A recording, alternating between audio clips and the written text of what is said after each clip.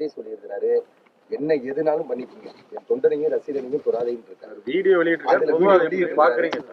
இதெல்லாம் வந்துங்க, அவரு இப்பதான் வந்திருக்காரு, அரசியல்ல புதுமுகம், ரொம்ப விமர்சனம் பண்ணியாச்சு, எல்லாரும் ஆளாளுக்கு விமர்சனம் பண்றாங்க. அவருடைய நிர்வாகிகள் செஞ்சது, கேட்ட இடங்கள், இங்க 10,000 பேர் தான் கூடினது. 10,000 பேர் கூடக்கூடிய இடத்துல 25,000 27,000 பேர் தான் கூடியிருக்காங்க. அங்க போய் இவ்வளவு மாதிரி அசம்பாவம் நடந்திருக்கு என்பது மிகப்பெரிய மன உளைச்சலை கொடுக்கிறது. எனவே ஏற்கனவே நான் பல முறை சொல்லியிருக்கேன்னாக்க, இனிமேல் இப்போ மாதிரி தாவைக்கா தலைவர் அவர் இது மாதிரி பேருந்தில் போய் முதல் கட்டமாக அந்தந்த மாவட்டத்துக்கு போகிறத காட்டிலையும் அந்தந்த தொகுதி வாரி போய் சந்திக்கிறாங்கன்னா ஒரு இதாக இருக்கும். இல்லைன்னா பொதுவான இடத்துல ஒரு பெரிய இடத்துல திடலில் போட்டுட்டு அடுத்து வரும்போது தேர்தல் நெருங்கும் போது அவர் இந்த மாதிரி வந்தாருன்னா அவரை முதல்ல பார்க்குறவங்கெல்லாம் பார்த்துக்குருவாங்க. இப்போ பச்சளம் குழந்தைகள் எத்தனை குழந்தைய பாருங்க, 7 குழந்தையா 9 குழந்தை, 9 குழந்தைகள், எத்தனை பெண்கள், எத்தனை பேர், 17 பெண்கள். வயிற்றுச்சலாக இருக்கு. அதை கேட்க இதை போய் நம்ம விமர்சனம் பண்றது சரியா இருக்காது. எனவே அவரை பார்த்து அவருடைய ஆதங்கத்தை சொல்லியிருக்கார் ஒரு தலைவர், அதைத்தான் சொல்ல முடியும், அப்படிதான் சொல்ல முடியும். அந்த செந்தில் பாலாஜி சதி எது இருக்கும்னு சொல்றாங்களே, அது நீங்க எப்படி பாக்குறீங்க? ஆண்டவனுக்கு தான் வெளிச்சம்.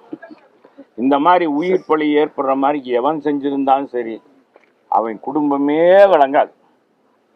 யார் செஞ்சிருந்தாலும் சரி, அந்த மாதிரி ஒரு இது பண்ணியிருந்தா, யார் செஞ்சிருந்தாலும் இந்த மாதிரி உயிரிழப்பு ஏற்படணும். உண்மையிலேயே இது தவறு இழைச்சதுக்கு காரணமா மாவட்ட ஆட்சித்தலைவர், அங்க இருக்கிற காவல்துறை முதன்மை அதிகாரி தான், எஸ்பி தான். இவங்க மீது உரிய நடவடிக்கை. என்னதான் டிஎஸ்பி இவங்க கையை காமிச்சு விட்டாலும் டிஎஸ்பி என்னதான் முடியும்? அவ்வளவு பெரிய கூட்டத்தை, அது இளைஞர்கள், பாம்பா கொண்டாலும் பாம்பு வந்தா கூட அதை நடுங்க மாட்டாங்க. பாம்பே கையில் பிடிச்சி சொல்லட்டக்கூடிய இளைஞர்கள் இருக்காங்க. அவங்க முன்னால போய் இவங்கனால என்ன, அவங்க கத்துறதெல்லாம் வீடியோவில் பார்த்தோம். அப்படியே இதாக தான் இருக்கு. அவருடைய கண்ட்ரோல் பண்ண முடியல. என்ன செஞ்சா அந்த அதை காலதாமதமாக ஒரு இது.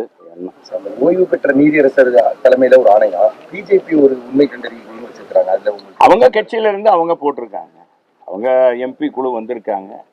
அவங்க உண்மையான விசாரணை ஒரே நாள் ஒரே இதுல ஃபாஸ்ட் ஃபுட் மாதிரி நடந்திருக்கு.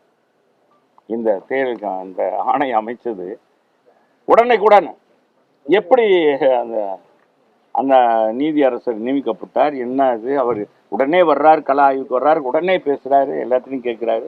அதில் பார்த்தா சில ஊடகங்களில் பார்த்தா முழுக்க டிஎம்கே காரங்கன்னு அதில் போடுறாங்க. அது எந்த அளவுக்கு நமக்கு உண்மைன்னு தெரியாது, காவல்துறைக்கு தான் தெரியும். அதுலாம் பொதுவாக அதெல்லாம் எப்படி இந்த நீதி அரசரை உடனடியாக நியமிக்கப்பட்டாங்க என்பது எல்லாருக்குமே சந்தேகமாக இருக்குது. இல்லை அது ஒரு குழு அமைத்து முதலமைச்சர் நடவடிக்கை எடுத்துக்கணும். இதெல்லாம் ஒரு இது. தீவிரமாக திரும்பி நான் பிரச்சாரத்தை செய்வேன்னு அவர் சொல்லியிருக்காரு. அவர் மன தைரியத்தை எப்படி பார்க்குறீங்க? என்னங்க, எல்லா தலைவரும் சொல்கிறது தான், எல்லாரும் தலைவரும் மக்களை சந்திக்கணுன்ட்டு நினைப்பாங்க. ஏப்பா நீங்க இதெல்லாம் போட்டுட்டு எங்க கம்மாயை விட்டுறீங்க போல இருக்கேன். நீங்க திரும்ப விஜய்க்கு தான் இப்ப நீங்க விஜயவே போட்டுக்கிட்டு ஓட்டி ஏற்றிட்டு இருந்தீங்கன்னா, ரீல் வெட்டிக்கிட்டு இருந்தீங்கன்னா, நாங்க எங்க மக்களுடைய பிரச்சனைக்கு வந்திருக்கோம். ரோட பாருங்க, கம்மாய பாருங்க. அந்த கஷ்டமான நேரத்துல எனக்கு உறுதுணையா இருந்த தலைவர் இதெல்லாம் விடுங்க.